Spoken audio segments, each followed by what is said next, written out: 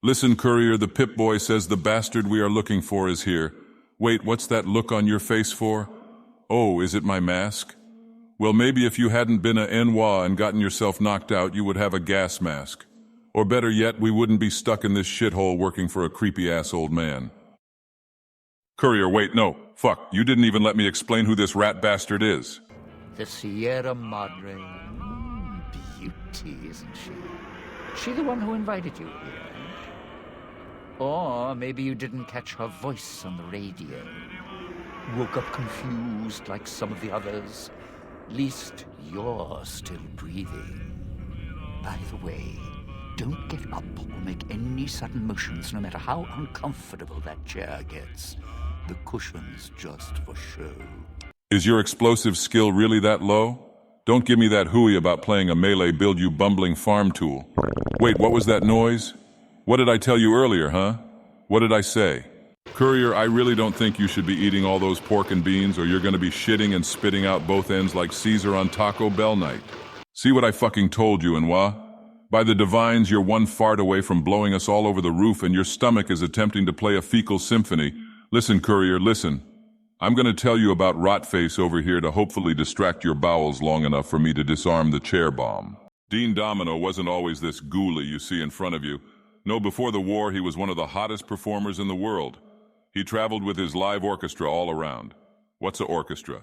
Imagine a large group of people all playing instruments that you normally hear in the background on the radio. Anyways, he was invited to perform at the Sierra Madre, aka the place we are at now, but you know, before the bombs dropped. But he had a very bad ego problem, and it was only exasperated by Frederick Sinclair's overbearing shadow. It was his casino and resort after all, who else but to be in the spotlight? However, his unwavering optimism and easygoing style of life, despite having bankrupted multiple times, this display of indomitable spirit drove Dean to commit some of his most heinous acts. You see, Dean and Frederick spent a lot of time at the resort. Dean had learned of Frederick's desire to meet a young actress and singer named Vera Keyes. Now Dean easily had connections with her and used this to help Frederick fall in love, but only with the sole desire to use that love against him. At first, this seems like pure jealousy and high school teenager drama, but Dean's plan wasn't to just hurt him, he wanted to financially clean him out too. Frederick Sinclair had been building a vault below the casino. Dean mistakenly thought this was just a vault of untold riches, but that was only half true. Frederick Sinclair had been growing weary of Dean and the crumbling world around him. In his best yet misguided efforts, he wanted to protect Vera all he could, so he built a shelter that would do exactly that when the bombs dropped. Dean was planning on using Vera to get into the vault, but she had started to feel some guilt for betraying Sinclair and didn't want to follow through. Now this is where our supervillain got the bright idea to use her terminal illness against her. You see, Vera Keyes had what I believe to be a form of muscular dystrophy and was taking Med-X regularly to help mitigate the pain. But from an outside view, one could spin the lie of it being an addiction to painkillers, and that was exactly what Dean intended to do if she didn't follow through with his plan. Frederick Sinclair would find out about his plan and Vera's involvement. So unbeknownst to Dean, in his final days, he made some modifications to the previous safe haven for Vera and turned it into a death trap. But in his last hours, he tried to undo his actions. He had learned of Vera's condition and that Dean was blackmailing her with it, but it was too late to fix the damage. The bombs dropped. Vera was trapped in her hotel room by the security holograms and advanced locks. She eventually committed suicide by overdose, never knowing Frederick Sinclair had forgiven her, and Sinclair never got to deliver his final message to her. Dean was scheduled to play a gig at the Tampico right before the bombs fell, but he was still in his room, leading to his eventual ghoulification. He spent the next 200 or so years learning about every nook and cranny in the casino, all in his ever-growing greed. During this time, though, he was captured by Dog and collared up by Elijah, no doubt to do his dirty work for him like us.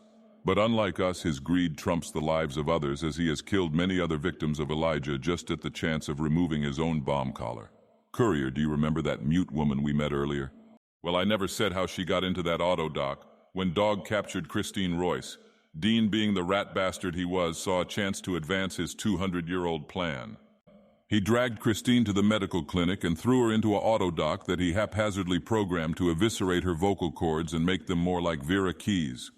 The worst part of this was he knew she most likely would die in there and decided to abandon her for 2 weeks. What kind of planning is that?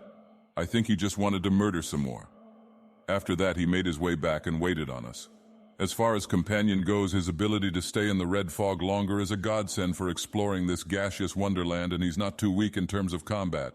How would I rate him on the Ashiam scale? Listen. You know it takes a lot for me to hate a companion, but he easily does it with style and quick-witted sarcasm. I rate him 5 Ashiams out of 5.